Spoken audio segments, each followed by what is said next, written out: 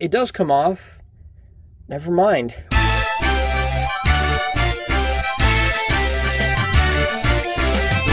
Why be easy when you can just die? Woo! Wow! I'm Chewy Mew. Welcome to my channel. But more specifically, welcome to another Chewy Mew video. Where in the past video, I took a look at my custom Carnage hand sculpted head sculpt here. The eyes are not the most symmetrical, but I think it's pretty cool. If you want to see how I made this and you want to see more about it, check out the past video. But today we're going to be taking a look at another custom, and that is my custom Spider-Man Across the Spider-Verse full suited Peter B. Parker with interchangeable accessories. It doesn't say that here. This is the packaging for Spider-Man 2099, and I took him out of the packaging, which I'm going to do a review of this guy. It looks pretty cool. Look at that. He's pretty tall. He's taller than Peter B. Parker, which I think he's supposed to be in the movie. I don't know. You never really see the two of them standing face to face. But either way, I just took a label and I put it on here, and then put the hands here. You can see it comes with interchangeable stuff. I'm going to open this up here, and this is the regular, the regular manual thing that's like, don't eat it, dude. And then you get some accessories in here. You get trench coat. You get hands here as well. We can take these hands out of here. And take this hand here too. This one only has one hand. And he also has his hands in the jacket too. So go ahead and pop them out of here. And there comes with the leg. There was a leg in it. Whoa, his toes are bent. I have to bend the toes so that he fits in the box, because Spider-Man 2099's feet are smaller. They're smaller, so you got to bend them to make it fit in the packaging. Here he is. He's torso's kind of crooked the way he had to be in the box. But yeah, here he is, my full-suited Peter B. Parker figure. I also did a community post on this guy, which I'm going to try to be more active on the community post, or community, and I'm going to upload more stuff. I made a video sort of showing how to make one of these. Not this one specifically, but how to make these in general. Let's take a look at this first, because this is not as climactic. This is just a thick piece of cardboard.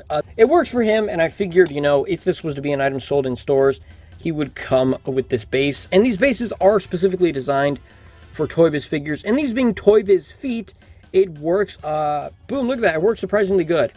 And so the way I made this custom, as far as the base, then I just painted it, oops, his legs fall off, that's a catch. It's not a big deal though, and I painted this red. It's not the same color as him, because, bases don't have to be the same color as the figure.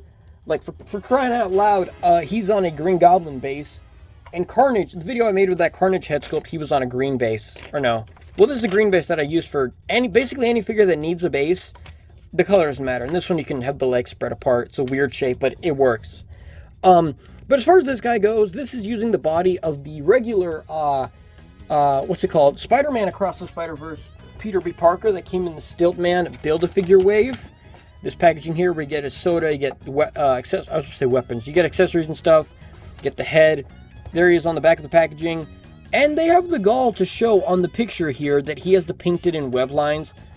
You can see painted in web lines, but on the packaging he does not. He does not have the painted web lines on the figure. He doesn't. So then the first thing I did was I took apart the body, which someone asked me before in the comments how I took apart the body for the figure, and it's like Hasbro makes them really hard to take them apart. But what I did was, he has a pelvic joint here. It looks like underwear, but these are his pants that the legs connect together, like this kind of. The legs are supposed to go together like this. That leg is backwards. Wait, what? Oh no, these legs are reversed. Wait, what? Oh, it goes like that. Never mind. I was like, why does the legs look so weird? But yeah, they were connected like this. You can pop these legs off, which is how I swap the legs apart. Pop the legs off. I just cut this open. I cut the pelvis until we can actually take these legs off. For now, how do you do this? The torso comes apart as well. Come on. Oh man. Okay, yeah, it's kind of tricky to do this. If I knew how to do it, I would find a way to make the torso be easier to open. But this is kind of one of the sacrifices you have to make for having interchangeable parts. And then you take this part off here, which is sculpted out of clay. Come on, dude. Get off of there. So once you cut this part apart, you can take these off because they just slide on like this. They are cut, so they don't fit in as good. You can just, once you cut them and take them apart, you can slide them off. And then these two pieces are connected. They're connected like this, which is plugged in here. Then you just take a tool and you cut it, and then you hopefully just crack all of it open. and you can eventually get to this part where you crack it open.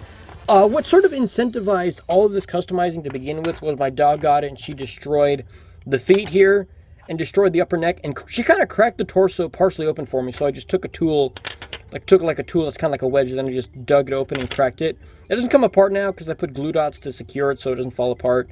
Because this part doesn't fall apart without, I didn't put glue dots or any sort of anything, this is just how it is normally. It doesn't fall apart. This one does fall apart, unfortunately. So one thing, so if you have this figure and you make a custom of it, this is actually not his neck. His neck was originally skin color. It was the same, it was skin color like his head. And they put the head on, it fit normally. This neck is a bit thicker. When you put on the Spider-Man mask, it's not, you can't really tell that the neck is thicker than it's supposed to be. It looks fine. You do see pins here, but if you have the original neck, and that actually is the ball joint and disc hinge from his original neck. So if you want to make this, basically all you got to do for the neck part is just paint it the same color that the red is. I also made videos before of how to paint in web lines like I did for, I don't know, I'm doing this a lot, for the head sculpt, the hands, and the alternate head he has, which he has accessories here as well. Like I put the soda cup in here. Unfortunately, my dog destroyed the soda cup holding hand, but if this was to be like a real, like if the stuff wasn't damaged and missing, like his feet are as well, I would just, the soda cup would fit in his hand. So I painted these web lines here. I didn't mess with this head sculpt. And the hands, these are interchangeable hands. He came with these hands. So the original figure that this head sculpt came with, you may notice the head sculpt is a darker shade of red than the body of this guy. That's because this is the original color of the body, and this one is darker. So when you put the head on here, the color doesn't match too good. I mean, no, it looks kind of close. This is the Spider-Man Across the Spider-Verse toy version of Peter B. Parker. I think it's a re-release of the Into the Spider-Verse figure, even on the bottom of the foot. But you can see there, it does say 2018, so if you have this one, the original one, or that one, I painted the web lines black, because originally I thought, I'm just going to have this be my Peter B. Parker and call it a day, but then I figured, I might as well make a custom with this, so, you know, I took the head off, I painted it.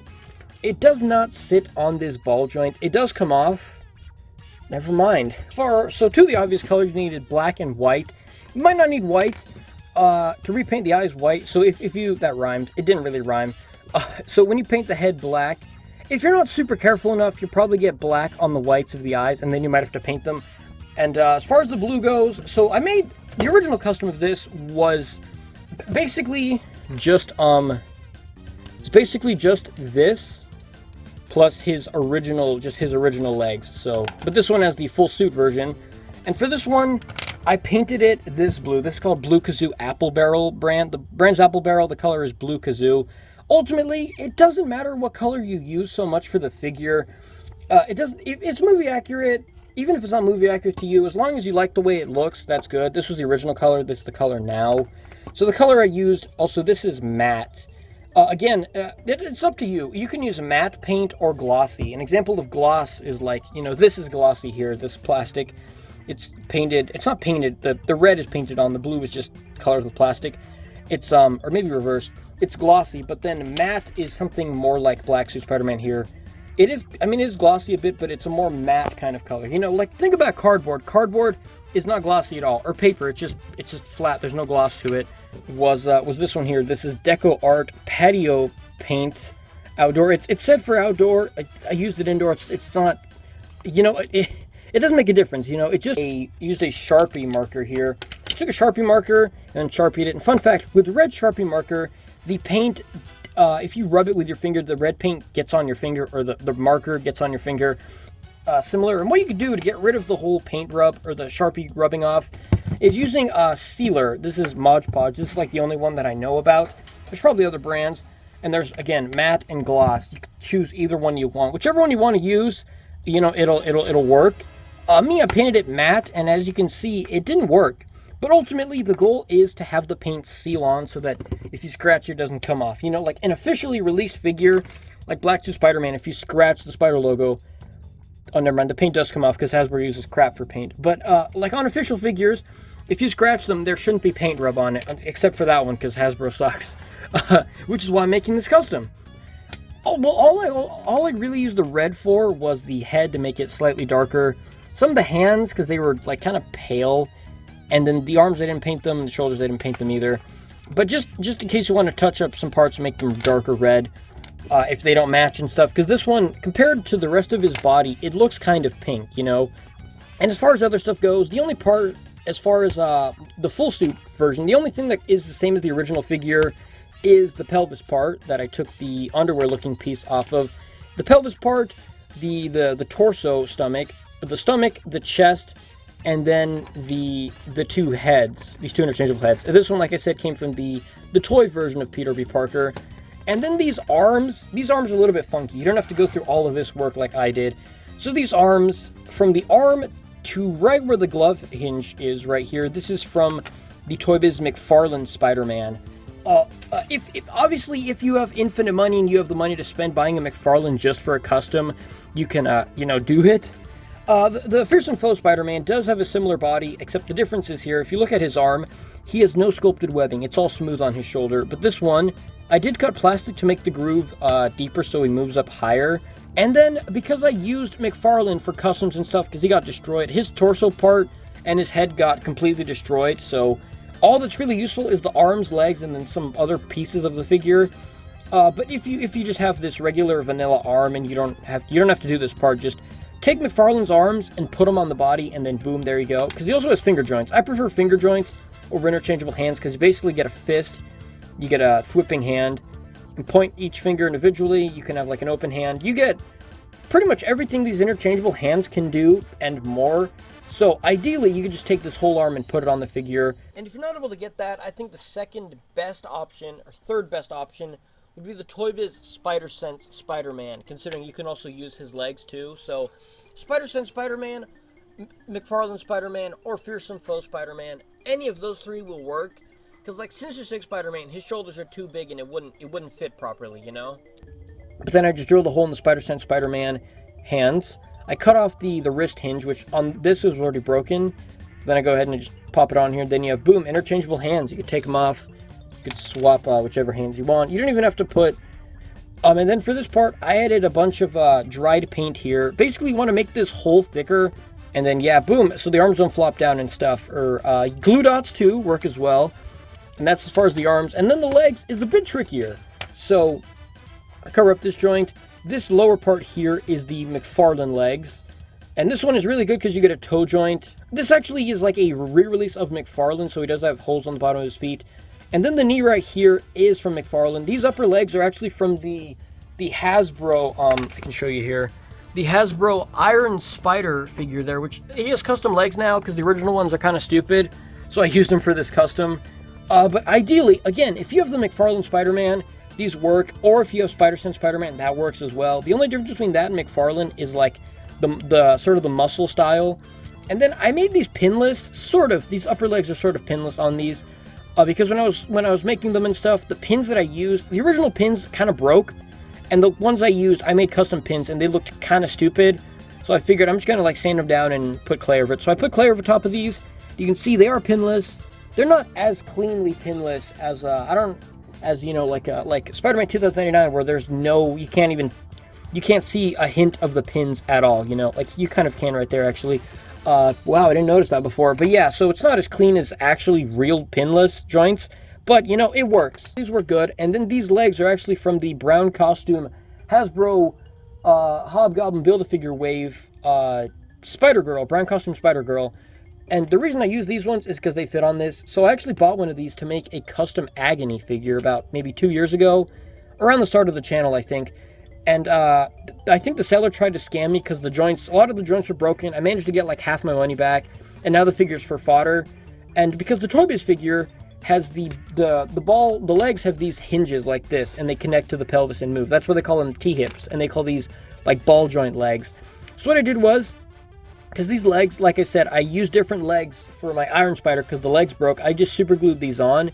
And super gluing them on, you do lose the leg rotation, kind of like how if you take his foot off here, he has this thigh swivel here. He did lose that, but honestly, if you move the leg and you bend them, you can see the leg still kicks in and it kicks out a little bit, or you can see you don't have quite as much movement as you did if the joint wasn't cut, but you still do get decent movement despite not having the actual thigh swivel. That's one benefit of Hasbro's ball-style legs, that you can do that. And then I painted all these legs blue and stuff. Again, if you had this figure, you would maybe have to cut the leg off. Or you couldn't use, like, for example, you couldn't use Pizza Spider-Man legs because his upper thigh is too thick for the leg here. You can see the way this looks. This one is a lot thinner, but this one also has this underwear piece to go with. Mine is a custom piece, so it's a little bit chunkier, you know? And also, if you use a Hasbro Spider-Man figure, they don't have sculpted web lines, and it wouldn't look good with the sculpted body. So, ToyBiz parts is the way to go because they sculpt stuff. Hasbro doesn't. And then this is one of the tricky parts here. This is a pelvis part I sculpted out of clay, and this is a squishy, bendable, rubbery clay. The same material I used for my custom Venom head sculpt. That's the same squishy material. This isn't squish because it's like there's no flexible parts. But this being squishy, if you make this custom and it's not squishy, this will not work because you got to find a way to wrap this on here, and then you can stick it on there like that, and it doesn't hinder the ab joint. It doesn't rub off paint. It's Nata brand flower clay. I got this at Hobby Lobby. I haven't seen it anywhere else before. And they say this is for flower clay, for sculpting flowers, which I don't use it for that. Recommended for sculpting flower petals. When dried, can bend 360 degrees and twist without breaking. When active, can adhere to itself without glue. Yeah, if it's wet, you can just squeeze it together and it stays. Because I used sealer here. If I didn't use sealer, the paint would just scratch off constantly when I move this. It does scratch off right there where the joint is. But that's not a big deal, considering it's not going to be too visible. And you still have the paint does rub off on any joints. It does right there if you move it. That's not the best, but just don't. If you do that, just don't push it down like this and rotate it and then push it down because it scratches the paint off. Oh, that sucks. That's a bit unfortunate. And then these having the Hasbro balls or ball holes or ball pegs or whatever it is to stick on. And boom, put these on right here. Yes, it doesn't look the most like a butt from the back, but I'm never going to display it from the back. And just to get rid of this part was, just, you know, you could sand it down to make it all flat. You got to make, this is the hardest part of the custom, I will say, because you have to make this part thick enough, or you have to make it big enough, so that it covers the hip, so that it doesn't just look like he has weird chunks to it. But you don't want to make it too big that it looks floppy and baggy, because then it'll look weird. And this part, the paint did chip off there, which is a bit unfortunate, but you can, you still get the legs to kick up. Both legs can still kick up pretty good there. And this being squishy clay, this part bends in right here. You can see when I bend the leg, it does bend in. It does give. You can also go back. It does rub paint off because, again, this being a custom and these being hand-painted stuff and hand-sculpted like underwear parts, you will probably get some paint rub. Some parts, I feel like on paint rubs on customs, is sometimes it's hard to avoid. You know, sometimes you can't avoid paint rub. It's inevitable. It might happen. So, yeah, as far as it goes, that's the custom Peter B. Parker there. The full suit of Peter B. Parker. And, you know, looking at pictures, the new Hasbro version, I don't recommend getting the new Hasbro version because it's basically, oops, I'm pretty sure what it is. It is a new sculpted stomach. The stomach is the only different part where his stomach does not protrude this much. It's a bit flatter, a little bit flatter, not a big difference. But as far as that goes, that's how this looks. So yeah, you need a lot of parts for this, and it also took a lot of creativity and brainstorming to figure this out. But also kind of had to MacGyver all this stuff together. I had to kind of, the one issue is, you know, say for example, you have, you know, the money to buy every figure you need for this. You know, you could buy McFarlane Spider-Man. You can get I used a female figure for these ball legs because they're small enough and they fit. They look good. They don't look out of place. So yeah. If you had all the money you needed to buy a McFarlane Spider-Man just for his arms and just for the legs and cut them off, attach these, buying a Spider-Girl, buying Peter B. Parker, you know, obviously, buying clay, which it's not a big deal. Clay's cheap, like I think it was like $8, but that clay is incredibly good. The first time I got it was on accident. I meant to get regular hard clay, and that works surprisingly good. It's criminally good clay, you know, and then, you know, a bunch of sculpting tools to sculpt this part. And then I used a crap ton of brushes for this. Almost every color I used a different brush. Yeah, you can rinse the brush off and clean them and stuff. But I just like, so I don't have to spend time cleaning off the brush and then using it for a different color. I just use one brush for different colors. The thick brush is just to paint on the big portions of blue.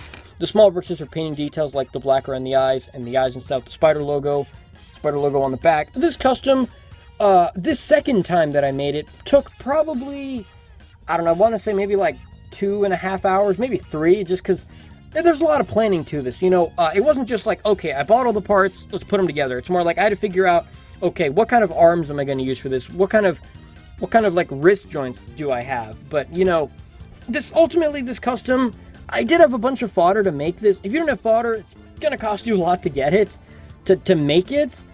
But, you know, I ended up doing it. It took a lot of work. Oh, the other thing I want to show here, what we can do with this is if you take the arms off and the head and these legs, he is interchangeable.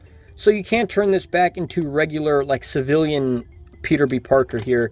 Spoilers, he will still have the spider, like, costume on his chest be exposed. But that's how he looks in the movie, you know. He has, like, the spider logo, or, like, the, you know, like, the chest part is always visible with his jacket on. That's just how it works, you know. We can plug this back together. Put this on here. Probably should have put that on first. Is it in? Okay, I had to pause briefly there, but I'm back. And put the underwear on. And yeah, this is what I'm talking about. The stomach and the chest of the Spider-Man costume is always visible, because that's how he looks. Pop this on here. You can open this. And here are the arms and the legs. In the original video that I made of this first custom, I added a brown wash to paint this to make it have some more detail than just looking like a big chunk of plastic. And I think it came out looking pretty good. It does look like it's muddy, but I don't know. I kind of like when stuff has a lot of wash. It makes it look, I don't know, it makes it look cooler. It feels like, I don't know, it has more effort to it. It's hard to explain though. Getting these arms on is hard because you have to find a way to, you have to put it through the hole here. Because if you put it on before you put on the jacket part, then you have to wiggle the arms through the jacket, and that's just kind of annoying. And then these feet, these are from the ToyBiz Ultimate Hydro Man figure. His legs come off so you can put them on a display vase thing that he shoots water with.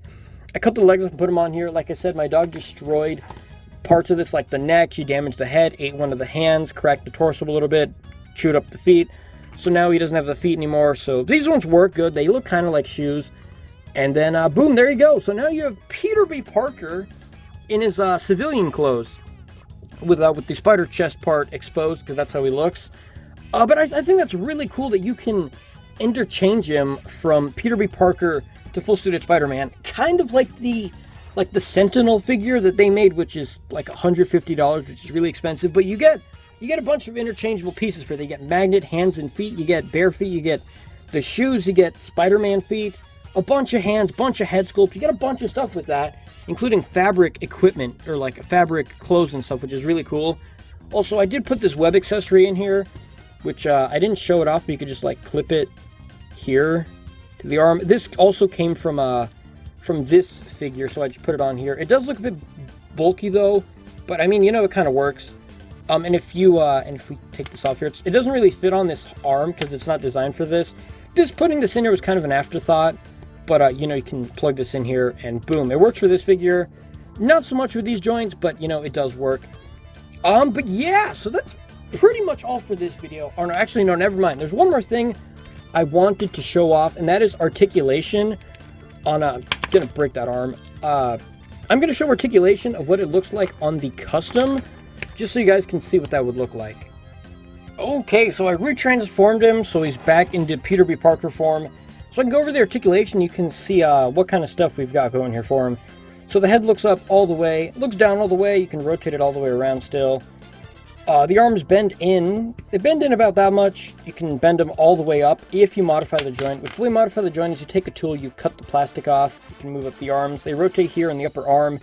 Get a double bend in the elbow, then you get a rotation here in the arm. On both sides you get a rotation in the arm.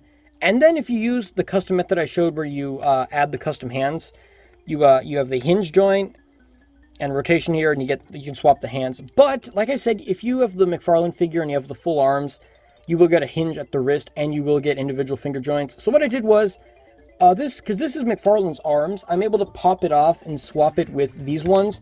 I took the arm off of Fearsome Foe Spider-Man because they have the same arm joints. The arm joints are compatible, and so ideally, you know, I would have the arms using these custom arms, or using these hands instead of using the Hasbro ones you can interchange. Because finger joints to me are more fun, and they also feel they're the same level of usage for me. You can bend them forward this much, you can bend them back that much, you can tilt side to side still. All this articulation here is pretty standard. Then we go down here, his legs can kick out pretty much can do the splits, barely can't do them. The legs stick all the way forward, they go all the way back. And like I showed, he does kind of have rotation. He can rotate inward and rotate like this a little bit. He doesn't have the full, like I showed, the full thigh joints. You double bend in the knee, rotation here in the boot. You get an ankle pivot, which again, I cut plastic off and I made a video of that before. You can put the foot forward, back, or the ankle, I mean. You can bend the toe up, you can bend it down. At the bottom of this foot says 2006 World Entertainment ToyBiz Worldwide 2006. So yeah, the articulation on this is basically the same as Peter B. Parker. The only difference from the original Peter B. Parker is you sacrifice this joint, but you get interchangeable parts, so that's kind of an okay thing. And you also get toe joints and basically alternate ankle pivot, and ideally interchangeable finger joints. So ultimately, I'm probably going to see if I can find a way to edit this. But either way, that's all for this video. I will see you guys in the next one. Let me know what you think about this custom. And yeah, I don't need to do whack because this is great. Bye, guys.